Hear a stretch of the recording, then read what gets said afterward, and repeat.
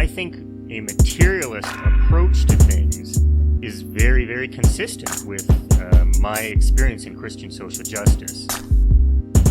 I feel like the deeper I get into anarchist practice, the deeper my faith is getting at the same time. I would hope that, securing means of life for all would be something all people of faith would say, oh yes, that's at the basis of what we believe.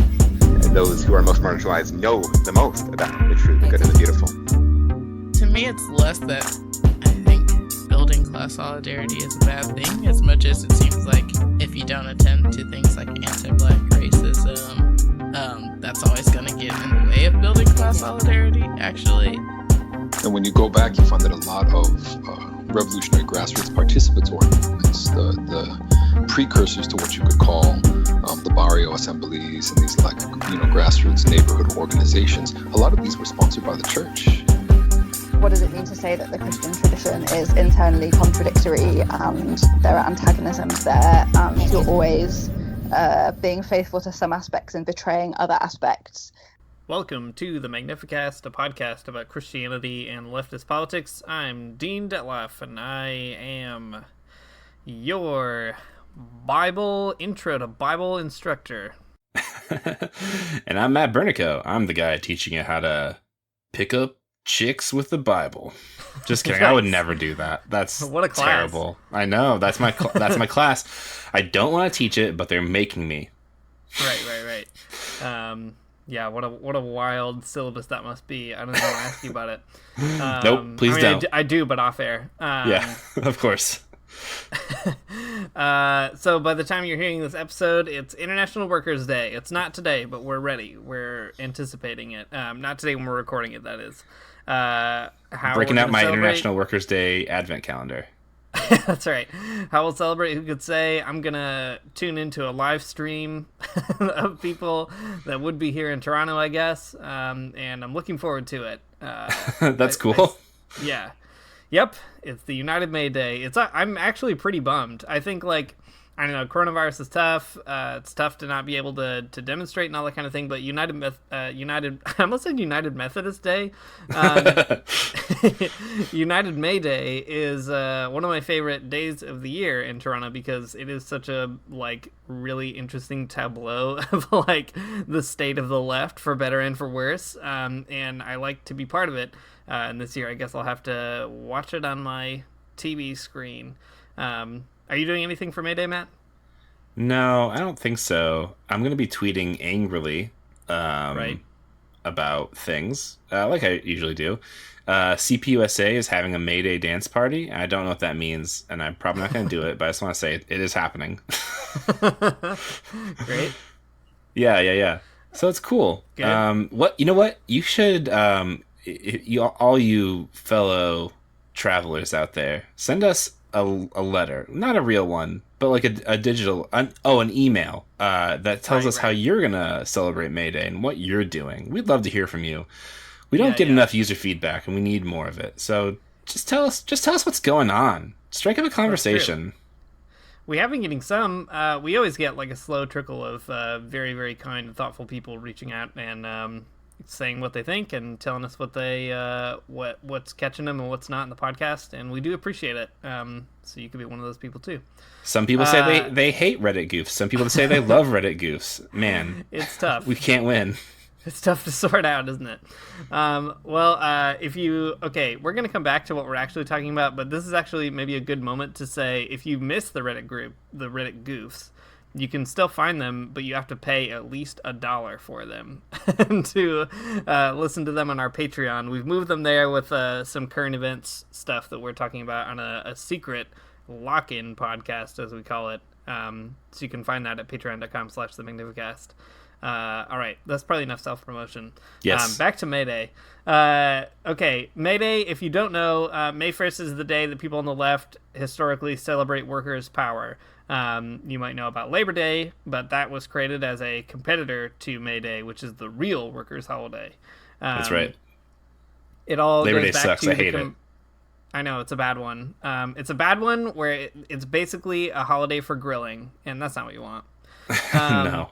May Day goes back to the commemoration of the Haymarket affair, or the Haymarket riot, or rebellion, or whatever you want to say, in Chicago in 1886.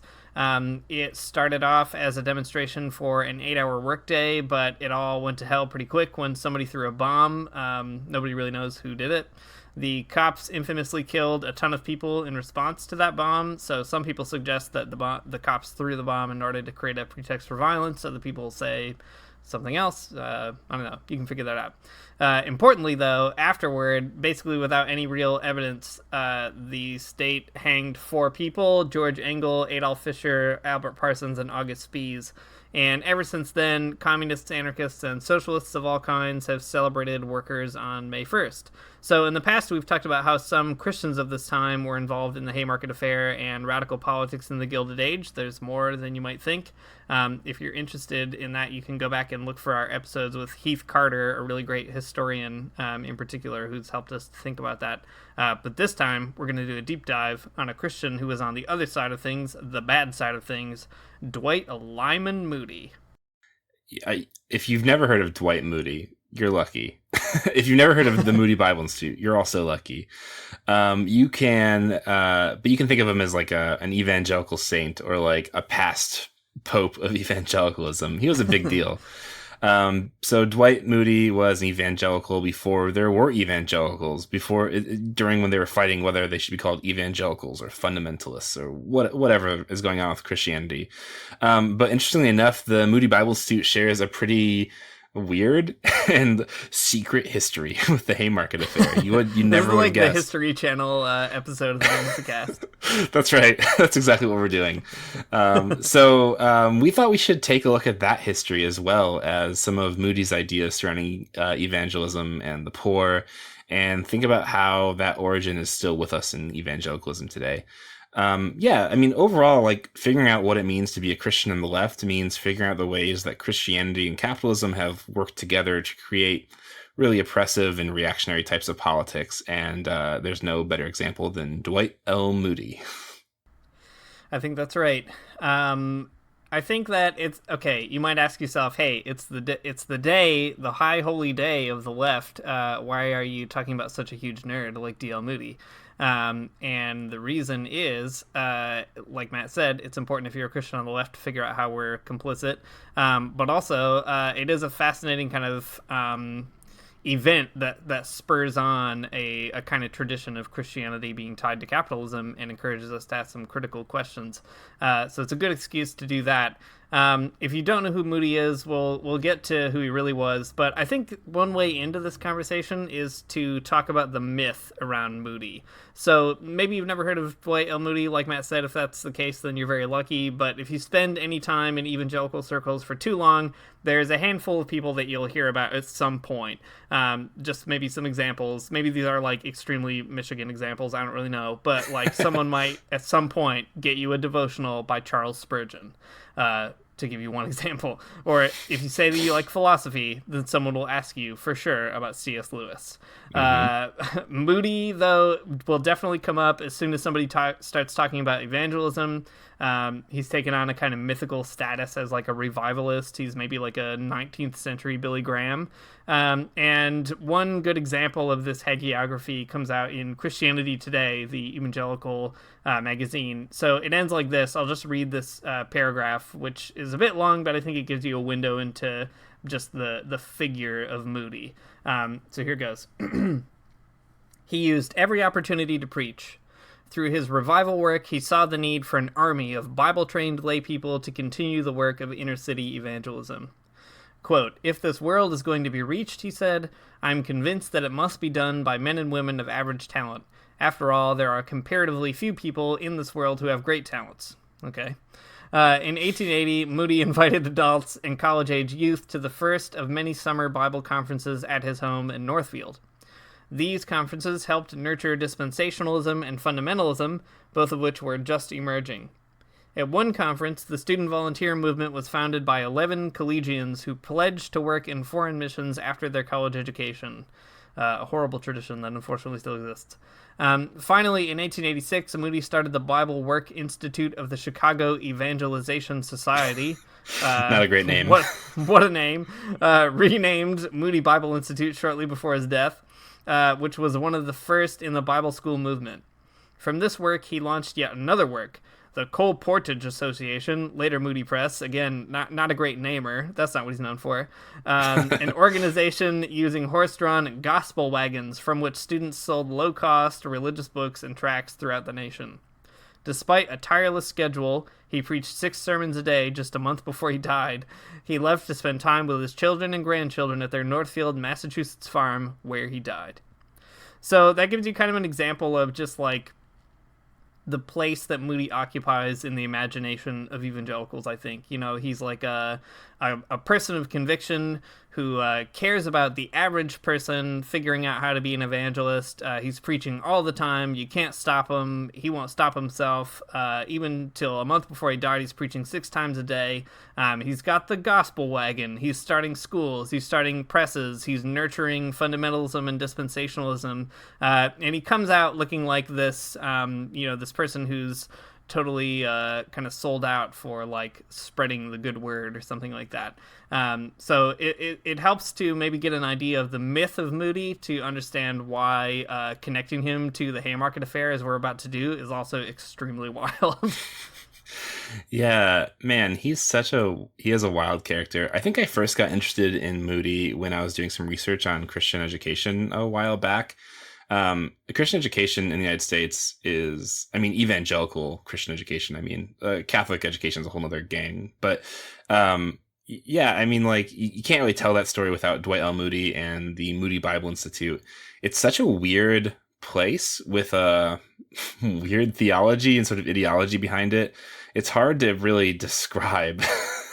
The whole thing is so bizarre. Like, you mentioned just a minute ago, Dean, dispensationalism, and that bit is so important to the way that the Moody Bible Institute works. Basically, you think of, it's no secret that the listenership to our podcast are basically all people who went to evangelical schools, namely in Michigan. But it's the Moody Bible Institute is not right now and was never a school like, Cornerstone or, any other, like Calvin or whatever. It was a place that was specifically there to teach you how to do the Christian work. And what that means is evangelism, really particularly. And like, you didn't go there for a course of study, really. Like, you didn't get a degree. Like, you were just there until you weren't there anymore, because like you never knew when the rapture would come. Right. So it's not like you would just like, it's not like, well, no, I have my bachelor's degree in evangelism. It's like you were just there until you weren't there anymore. It's like, it's this wild, the Moody Bible Institute is wild. Like, on the one hand, it is this kind of like interesting sort of democratic experiment in Christian education. On the other hand, it's bad. So there's that. So anyways, we have this like these myths about Dwight Moody and like what he's about and like, his whole thing, right? But who's the real Moody? This is the History Channel version again.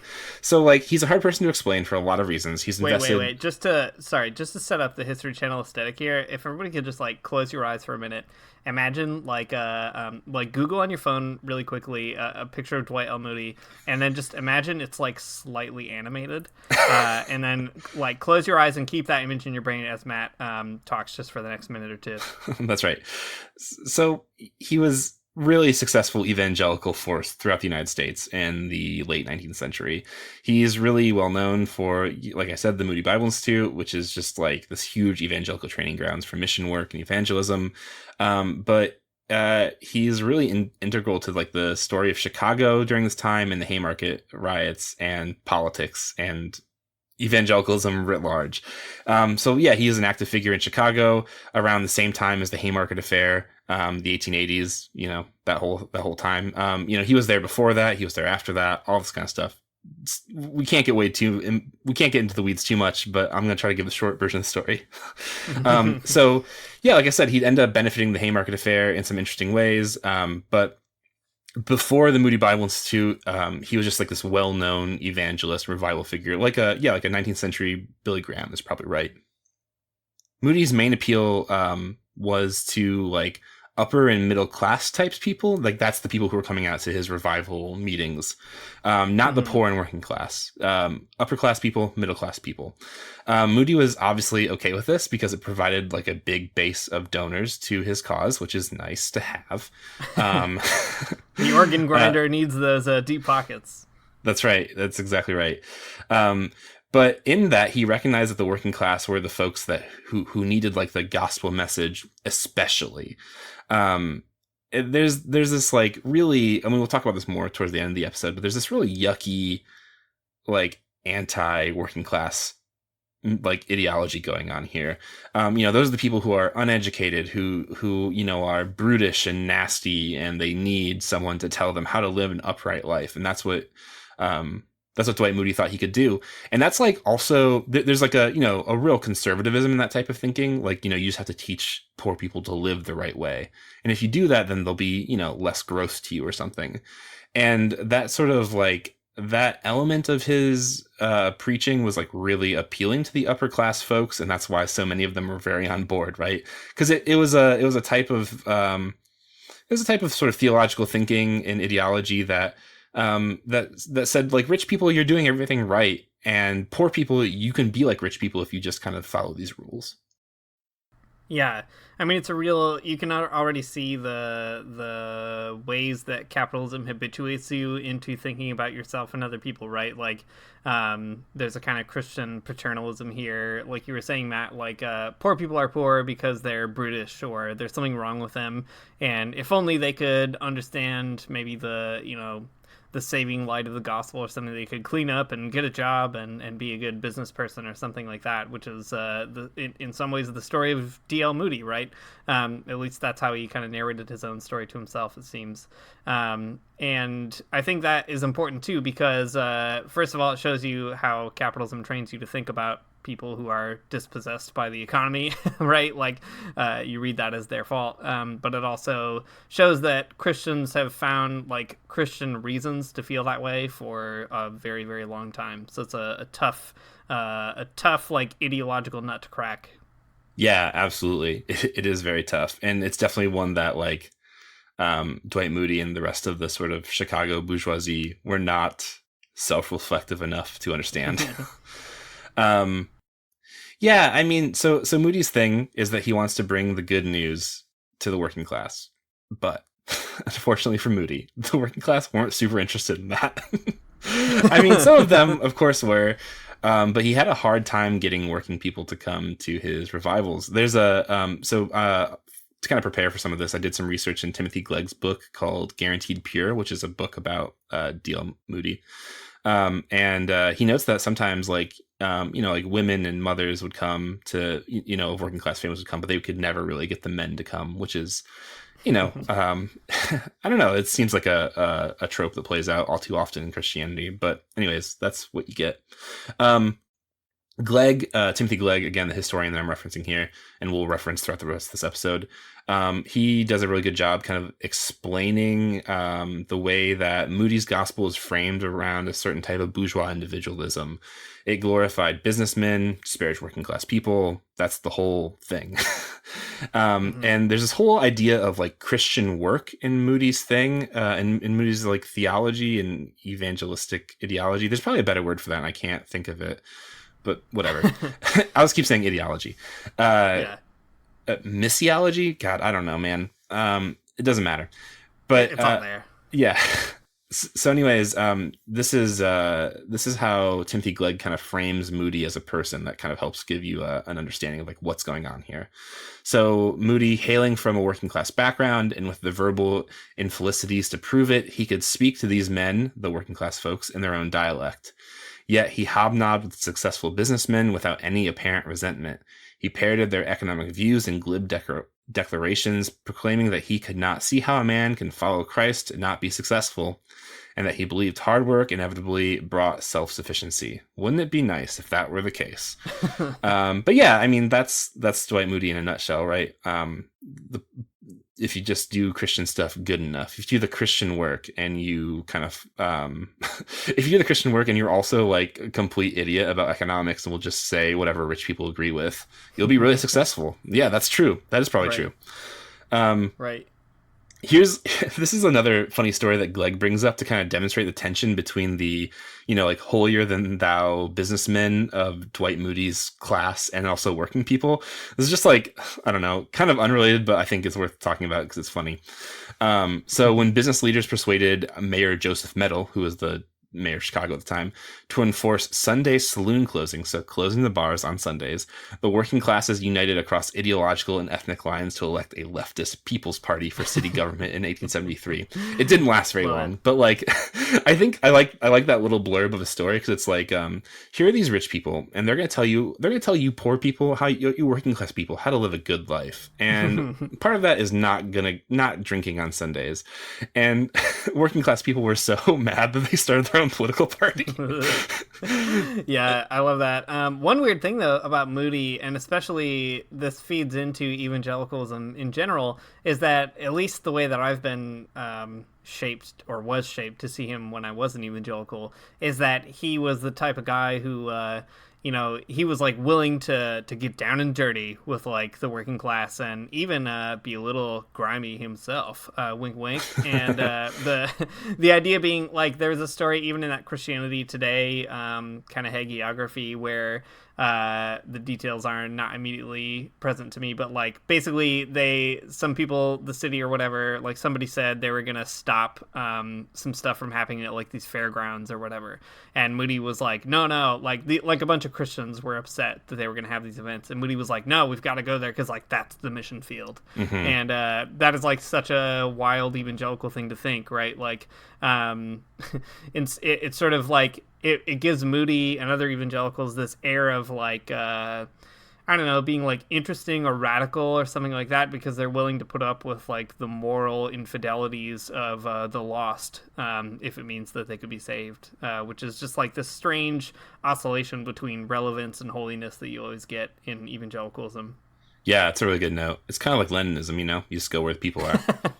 Yeah, that's right. Well, unlike Leninism, Dwight Moody, here's another quote from Glegg's book about his way to think about Christianity. So Glegg writes, for Moody, the church, like a business, had no intrinsic value absent its results. Thus, its primary purpose was to coordinate support and encourage its members towards Christian work. So I've mentioned this phrase Christian work a few times, and let me just tell you what it means now. So Christian work for Moody means like converting people and evangelizing to them to this specific type of Christianity, right? Not the social gospel that's kind of happening at the same time and that'll come after this, but a type of really like socially conservative and capitalist friendly gospel. So the Christian work here, it ends up getting taken on by a lot of Dwight Moody's sort of associates. Most notably, this is kind of an interesting story, by this woman named Emma Dreyer. Dreyer is like, she's a person who's like really down with Moody's whole thing. And she basically kind of like works with him to become what Dwight Moody would call a Bible reader. And Bible reading was like a job doing the Christian work. There's so many like stupid words with this, but basically her whole job would be to go to poor neighborhoods, provide some charity where it was needed, whatever that might mean, and then like basically read the Bible to people and make sure they know what the Bible says. And that was it. So the Christian work was that type of evangelism, sort of just dropping into neighborhoods that you don't belong in and reading the Bible to people. I mean, like, it doesn't get really any more parental than that, but that type of Christian work ends up being a big deal for Moody later. So, like when he's talking about, getting grimy with these working class folks, like, that's what he means. Yeah, right, like, right. Not recognizing their intrinsic worth or like trying to free them from the oppression of capitalism or whatever else is going on, right? But to like read the Bible to them, which is some dumb stuff. Yeah, it's so fascinating how these kinds of patterns also end up being baked into evangelicalism later, right? Like, I mean, the thing I immediately think of is like missions, where I don't know how many times I've like talked to a conservative Christian who's like, yeah, like our youth group is gonna go build some wells in like Guatemala, and we're really excited about it. And you know what? Like the most important thing is like we're there to build wells, but like we're also there to share the word. And like that's really why we're there. And so it's, like you can only imagine, you know, a bunch of like stupid white Americans like going to Guatemala and like telling all these peasant indigenous Catholics what the Bible says while they like dig them wells, right? Like it's this bizarre kind of contradiction. But yeah, like that's how evangelicalism kind of teaches you to think, and it's helpful to see Moody as a first foray into all that, right? Like he's innovating these kinds of things in many respects, not by himself, but in an outsized kind of way, at least to the point that he becomes remembered in the pantheon of evangelical historical memory, which is important because evangelicals aren't exactly like historically minded by and large. So yeah, anyway, just interesting to kind of note all these weird how these weird like habits continue, you know, 100 years later or so. That reminds me of a story that I probably shouldn't tell, but I'm going to tell anyways. A long time ago, when I myself, like D.L. Moody, was a part of the Christian education apparatus, I was at this meeting that was it was like an outside group trying to pitch a semester abroad to some students, and a semester abroad, it's fine, but it was like through a Christian program. And they go to specifically countries in the Caribbean and Latin America. And this one colleague of mine, I'm so bitter about this, never mind. But basically they're like, hey, why don't you guys take students to Haiti? Because like they really need to hear the good word. And the guy that was visiting was like, well, what do you mean? Well, because of like the witchcraft there. And the guy, they're just like, what are you talking about? But it's like, you know, it's that same vibe from Moody still exists, right? You're not going to do social, like to work to give people relief in their social lives. You're going to give them spiritual relief. You're trying to save them from the spiritual ills of the world, and that sucks so much ass. I hate it. Yeah. Well, I think the craziest thing of this whole piece in Moody, though, is all right, so Moody is remembered as a guy who is training people to go, you know, read the Bible to poor people, like work with the working class. But Matt, one thing that you were telling me before we got on this call that I'd like you to talk more about is how like actually Moody did a very bad job of it. I think that's my favorite part of this whole story. Could you maybe walk me through that a little bit again? Yeah. He had these, he had Bible readers, he had people going to do the Christian work, he was doing the Christian work, but like the working class didn't care. I don't know. It wasn't, you know, I mean, like, I don't want to paint too broad strokes, right? Like, of course this appealed to some people and that's fine, but like by and large, it did not convert the working class to his specific brand of Christianity. It didn't do the things that he wanted it to do. It kept on appealing to middle class and upper class people. That's, I think, the really important part of the story is that he was trying to, you know, reach these gross poor people so much, but it didn't actually end up panning out. And I think the most illustrative example of this maybe is the way that his life and work coincided with the Haymarket affair. So we're finally getting to this part, the interesting part, the reason we're tuning in. We're really taking these History Channel tactics, to the next level. We're now that you've sat through the boring history and a weird story from me. Now we're going to tell you what you're really here for. Now it's the Ancient Aliens moment. That's right. Me with big hair, D.L. Moody. Yeah. So, okay. This entire time, Moody's in Chicago. He's building this, you know, big network of bourgeois Christians, and like they're basically bankrolling his work. All kinds of, if you are familiar with Chicago, I mean, go look at this Timothy Glegg book. All the rich people from Chicago that everything is named after are in it. And they're like all giving D.L. Moody money. So basically he wanted them to give him money to start a school to teach people how to do Christian work. He wanted money to start the Moody Bible Institute, but they were like not super on board with it right away. They were really into his like revival preaching, and like they wanted him to keep doing that. So they're like, okay, Moody, whatever, we'll get to that later. We'll get to your cool school later. But for now, like, what if we just gave you money to do another revival series, and you can bring poor people to it and do your whole thing, and that would be awesome. And Moody's like, fine. Like, it's like a real begrudging moment. Like, he doesn't really want to do this, but he does do it. This is how Glegg describes the whole situation.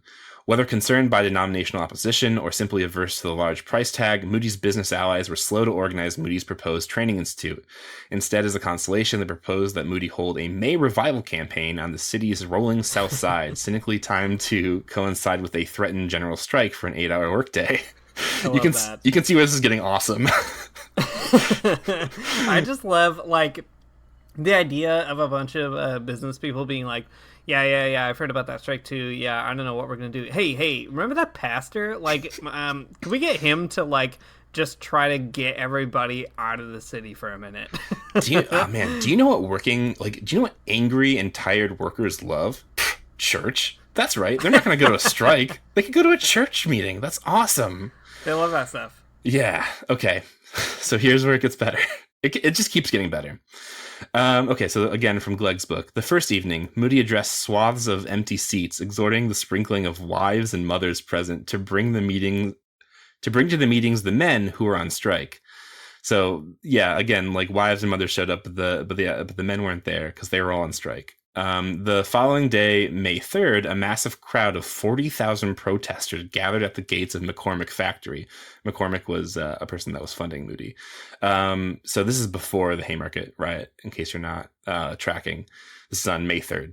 Haymarket, but like involving many of the people who would be part of the Haymarket riot. Yeah, totally. This like rolls over into it the next day. Yeah. So at this protest at the McCormick factory, the police killed 4 strikers and injured hundreds more. German anarchists called for a protest at Haymarket Square the next evening and distributed pamphlets with a call to arms. All right. Again, it's just the mounting tension of this story is so great. It's just like Moody is just trying to do this thing, and at the same time, like in the background, like people just like screaming. Okay, so this is my favorite line from the entire book. No one remembers May 4th, 1886 from Moody's blistering sermon, which used Noah's flood to remind listeners that God will not allow sin to go unpunished. Rather, the day is noted for a bomb of unknown origin exploding in Haymarket Square.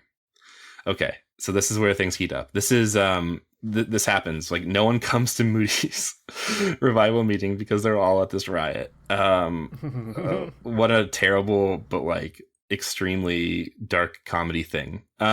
So after the Haymarket riot, this is what Moody says. This is his like response. I'm not speaking disparagingly of different churches and missions now attempting to reach this class, he later told reporters, but anyone with their eyes open can't fail to see that the masses are not reached. One of two things is absolutely certain. Either these people are to be evangelized to, or the leaven of communism and infidelity will assume such enormous proportions that it will break out in a reign of terror such as this country has never known. It don't take a prophet or the son of a prophet to see these things. You can hear the muttering of the coming convulsion even now, if you only open your ears and your eyes. So this is Moody's response. Basically, he's just like, these people need to be at my church. What are they doing? They're falling prey to communism. And then it really interestingly too, though, because like, you know, Haymarket is not the Haymarket riot is not like an individualized event, right? Like there are tons of things leading up to it, all kinds of labor strikes beforehand, all kinds of radicalization beforehand. And Glegg says Moody had made nearly identical comments back in March, but it was only Haymarket that opened the eyes and ears and wallets. So after Haymarket, and Moody says these sort of like scathing critique of the anarchists and communists who made such a big stink of things.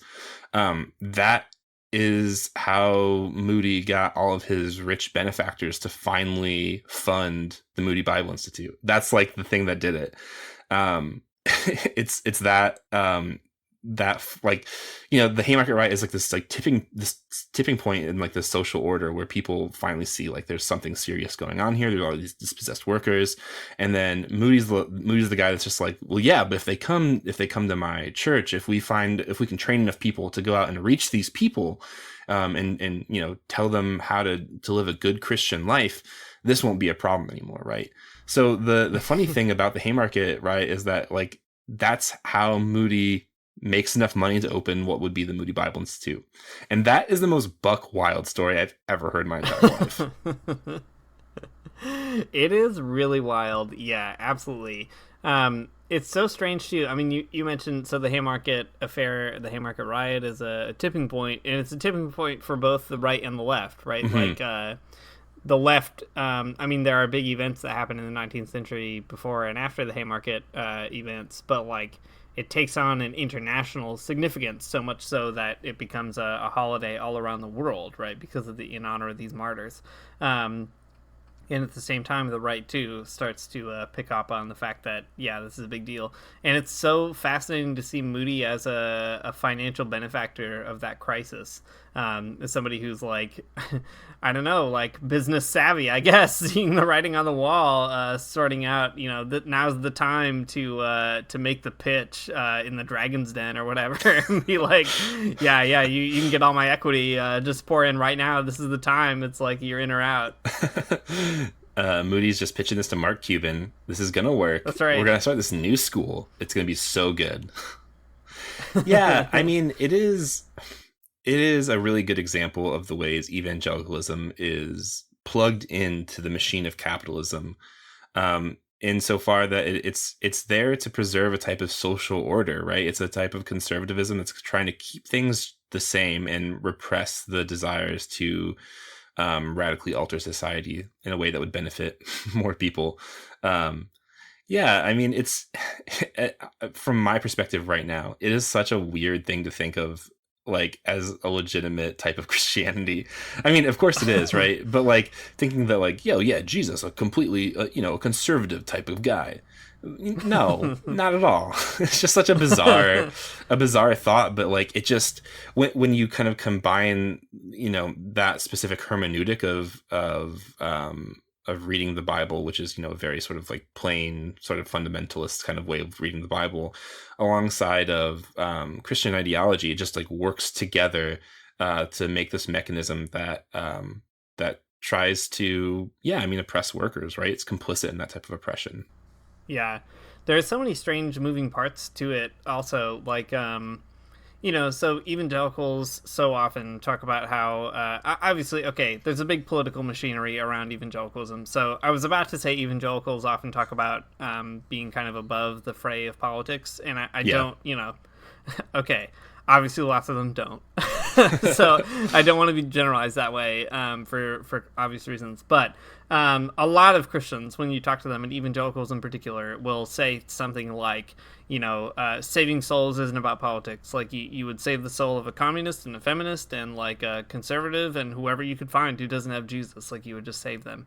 And it's sort of explained as though it rises above all of material and worldly conditions or something like that.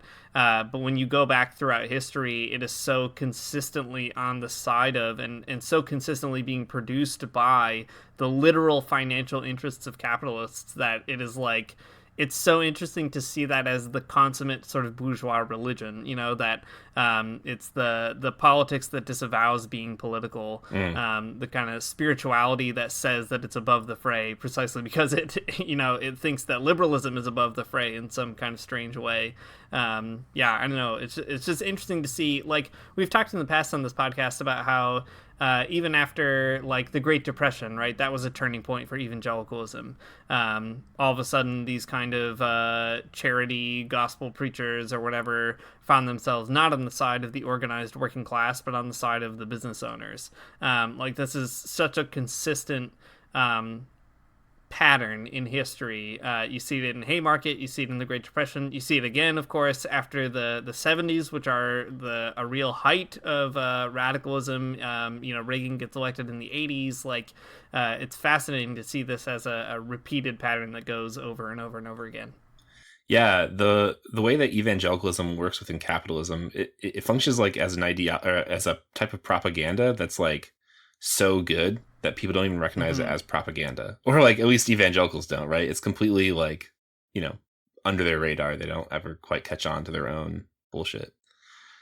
Yeah. I mean, I get it. Like there was a time in my life when I thought, to the credit of like normal average evangelicals who aren't in the pocket of big business explicitly, like if you think that people are going to hell unless you talk to them about Jesus, then like, you know, it probably should consume your whole life. It's just like too bad that if you really believe that ideological. Yeah, exactly. Like it's too bad that's an ideological construction or reflection of capitalism. Yeah. I mean, I guess it's just so frustrating because, you know, what it means to live a good Christian life does mean, you know, complete compliance to capitalism. But like, right. But I guess like what I mean when I say it's propaganda that's so good that you don't even know it's propaganda. I mean, like, you know, they wouldn't even recognize that as being something political, right? Like just showing up for work and not complaining about, you know, your student loans or your boss or whatever like that. You can't do that and be a Christian or whatever, but you know, of course. Here's completely a weird segue. Like, okay, our podcast, it's known for having bad segues. I don't think it's known by other people for that. I think it's just known by us for that. But I'm going to dive into that part of our brand really hard here because I need to tell this story. It doesn't really fit into this story particularly, but it needs to be told. So I was talking a little bit earlier about the weirdness of Moody Bible Institute and like kind of how it functioned as a school. This is a story I found when I was doing some of this research on Christian higher ed, and it's amazing. So it comes from this book written by Adam Latz called Fundamentalist U, and it's basically a history of like these type of weird evangelical schools. Lots of good histories in here about Bob Jones and Liberty, and also Moody Bible Institute. It's a huge part of it. So this is a really fun story that at least it's kind of on brand for our podcast. It's about Moody Bible Institute. It's connected in these vague ways, and you just have to listen to it or turn the podcast off. You choose. It's not my problem.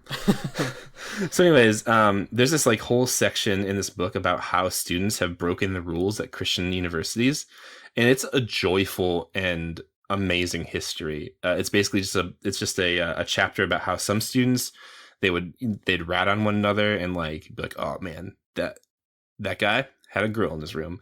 And then other parts are about how like these students were drinking. It's amazing. Anyways, this is my favorite rule breaking story about Moody Bible Institute. For some earnest students, their behavior represented religious dissent, not merely hedonistic excess. The most unusual case involved student Ralph Parse at Moody Bible Institute. In 1934, Parse admitted that he was a socialist, but to the consternation of the MBI, or the Moody Bible Institute community, Parse insisted that there was no conflict between his political beliefs and the doctrinal platform of the Bible Institute. It's a weird thing to think. But I'm on Ralph's side here. Yeah. He's pulling that evangelical Thomas Haggerty move. I've been there, Ralph, and I know what you're doing, and I support you.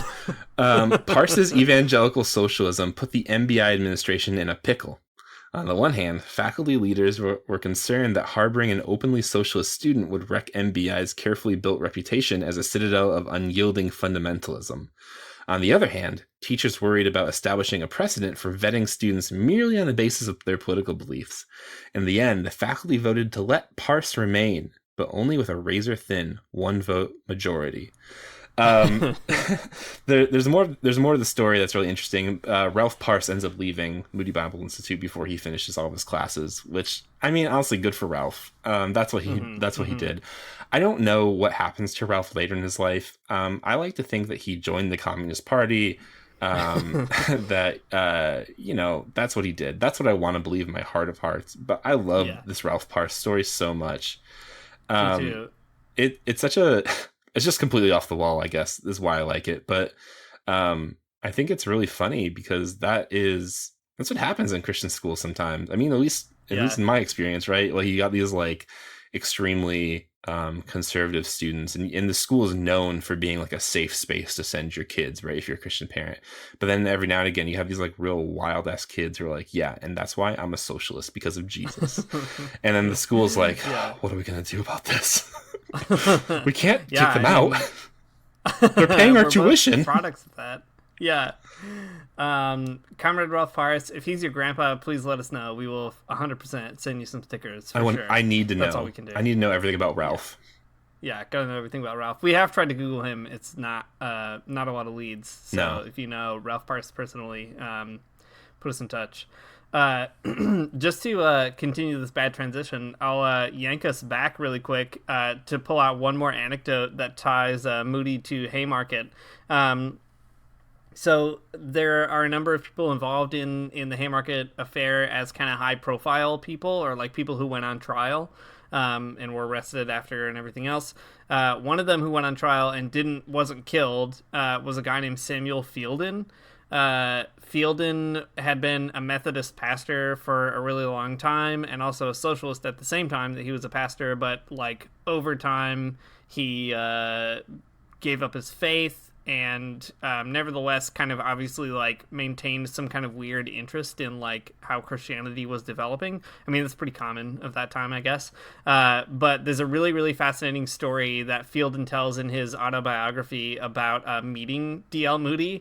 And I'll read it really quickly. Oh, I should add, okay, so Fielden was one of the people put on trial. He was also the person speaking when the bomb went off in Haymarket. So like, you know, right there, ground zero.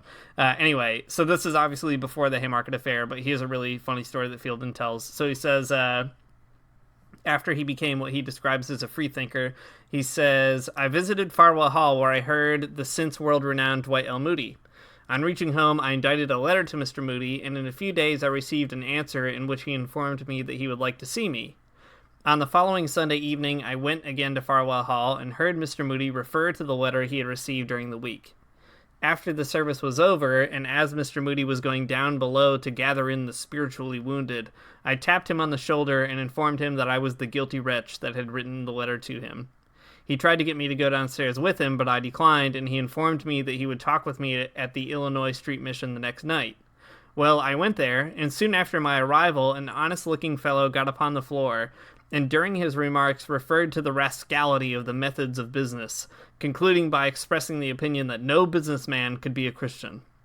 A young stripling, evidently of the genus counterjumper, then rose to his feet and informed the audience that he was a Christian and a businessman, and went on to dilate upon the virtues of businessmen and their piety until I was thoroughly convinced that all a man needed to do in this world in order to make his calling and election sure in the next was to sell for $1 what only cost 15 cents. This little speech seemed to relieve the audience greatly, which had undoubtedly been very much discomposed by the speech of the common and ordinary-looking man who had preceded him. At last the meeting came to a close, and I moved up toward the stove and presented myself to Mr. Moody. We sat down. We had quite a good and at times animated conversation for perhaps an hour and a half, when I thought that it was about time for my opponent to be convinced, and when Mr. Moody thought the same about me, so that we had each moved out to meet the starlight. I think Mr. Moody will remember this occurrence, and I will say that there was nothing said on either side that would or did hurt the feelings of the other. We parted at the door with the best feeling toward each other. I'm only sorry to say that my opponent has persisted in following the wrong path to this day. I'm truly sorry for him. I only wish that we both turned to the right before it is everlastingly too late. That's the end of his story. But it's fascinating because, first of all, it really crystallizes everything we've been saying, right? There's this kind of like class war within Christianity already, and Moody is like seeing it in front of him even after he does these revival meetings or whatever. On the other hand, how wild is it that like the guy who was there when the bomb went off in Haymarket was also like hanging out with Dwight L Moody, trying to convince him to be an atheist and a socialist. It's just like a crazy time. It is a crazy time. Imagine if he would have won and converted D.L. Moody. Would have been wild. No kidding. I know. That's the alternate timeline I would like to live in. Yeah, in a parallel universe, D.L. Moody is one more Haymarket martyr. Instead, he's just a shit. All right, so I think we can maybe round this May Day conversation out, talking about a little bit about how evangelicals maybe understand the working class and the poor, and thinking about how we might understand that relationship differently as Christian folks. We've been talking a bit about evangelicals having this paternalistic relationship toward the poor and the working class, seeing them as like in need of special instruction or special help. And you see that in Moody. You see it repeated in people like Billy Graham. You see it repeated in, Jerry Falwell or Franklin Graham today, or whoever you might kind of pick your evangelical. But I think it's really important to remember that like there are Christian reasons for people to cozy up to business, and there are like Christian reasons that people have found to oppose that very kind of association.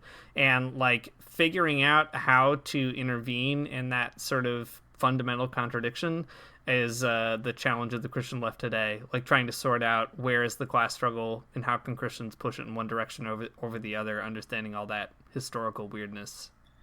Yeah, I think that's true. I think we need to make a few provisions here too, because it's not like the findings of this deep dive into Moody map so well onto the contemporary situation.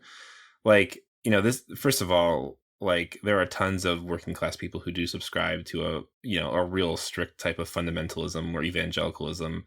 But like, it's important to note that like there's a lot of racial politics tied up in that too. Like a lot of white evangelicalism, right? That's kind of what we're talking about here. So there's that.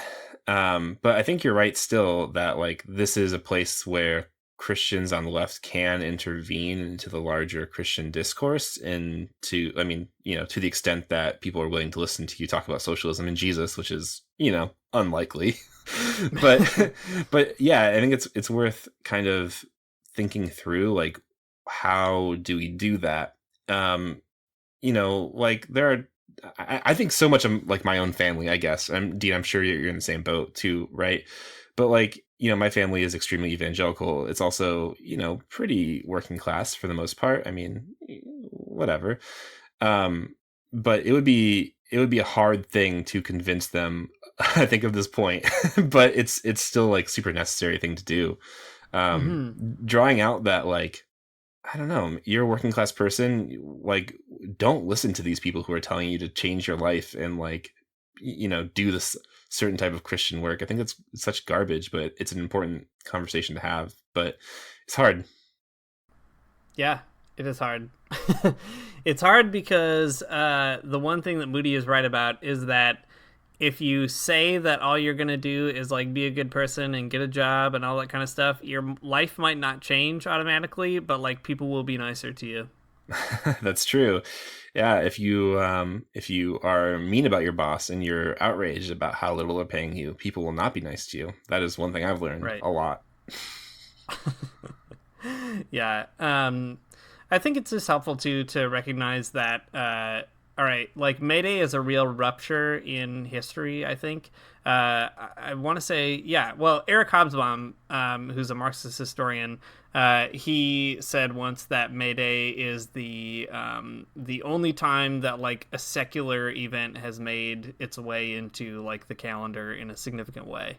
And, that's like probably true, I think. I mean, there are other holidays too, like 4th of July and all that kind of stuff. But like, there's something unique about May Day as a kind of global, like, important event that's celebrated around the world.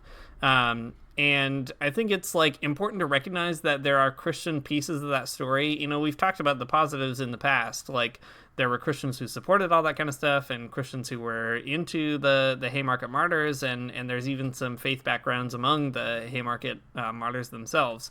But it's also important to recognize that like the May Day event is also a maybe not a rupture within Christianity, but a catalyzing moment for like conservative Christianity to take off. And on May Day, if you're a Christian, you should celebrate the working class. You should find examples of Christians who are really into it and doing the good work. And you should also like take a minute and figure out how Christianity is still wrapped up in all this ideological reproduction and figure out how to sabotage it from the inside, if that's where you find yourself. Yeah, that sounds good to me. There's a ton of people going on strike this May Day, so light a candle for them or pray for them or whatever.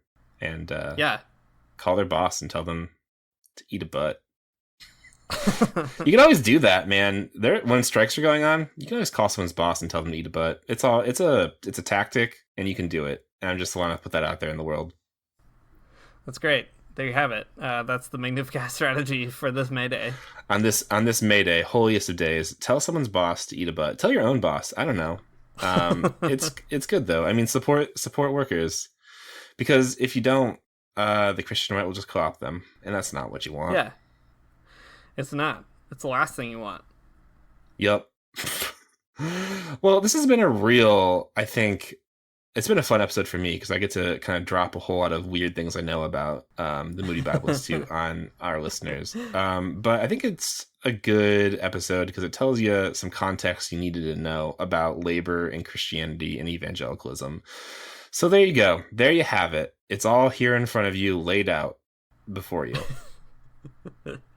That's perfect. Just like we've had some brutal transitions, this is a perfect brutal ending, I think. It's just stopping now. The podcast is over. It's over.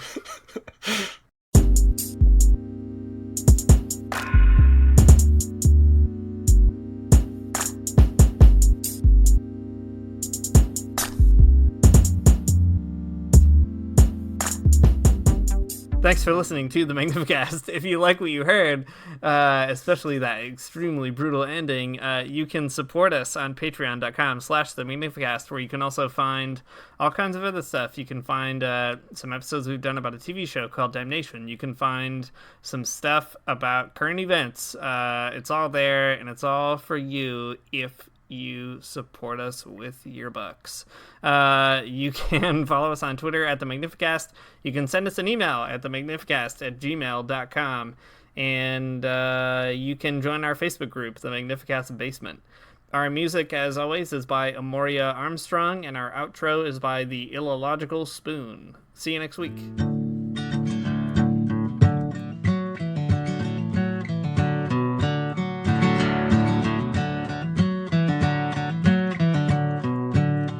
I don't wanna get up for church in the morning, souls alive. Heaven come to earth and there won't be no church. We'll meet down by the riverside. There we'll swim with all creation. Never get tired, never bored. Don't worry, someday there'll be no dam between us and our Lord.